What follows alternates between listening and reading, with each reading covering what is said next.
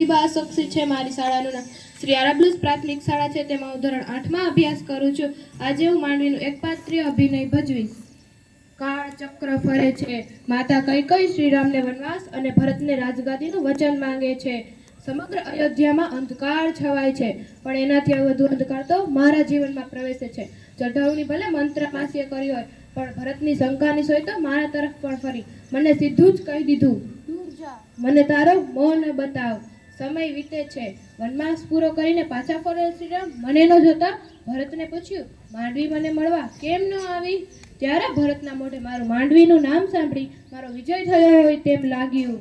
હું શું સાંભળું છું? ખરેખર ભરતનો અવાજ, એમના મોઢે મારું માંડવીનું નામ. 14 વર્ષના અંતરાલ પછી આજે મારા કાનમાં મધ રેડાયું. હું માંડવી, હા બરાબર ઓળખીને. રઘુવંશના યશવી રાજા દશરથની પુત્રવધુ. જનક રાજાની આજ્ઞાથી અમારા 4 પિતરાઈ બહેનોના લગ્ન એક જ પરિવારમાં કરાવવામાં આવ્યા. મારા લગ્ન ભરતજી જેવા ધીર, વીર અને તેજસ્વી વ્યક્તિ સાથે થયા. તેનાથી હું ખૂબ જ ખુશ છું. બધા જે નજરે મને જોતા હતા તેનાથી મને મારું ગૌરવ પાછું મળતું લાગ્યું. મારી પ્રતિજ્ઞા પૂરી થઈ. મેં સ્વીકારેલી મારી સ્થિતિ આજે સંપૂર્ણ ન્યાય ઢળતી હતી. આ છે મારી કથા, આ છે મારી વ્યથા.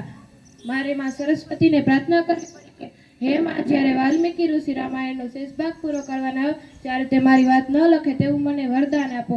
માત્ર મારી વાતના કારણે જ ભરતજીના ઉજ્જવળ ચરિત્ર પર કોઈ ડાઘ ન જુએ. મારી માએ મારી પ્રાર્થના તેનો મને આનંદ છે.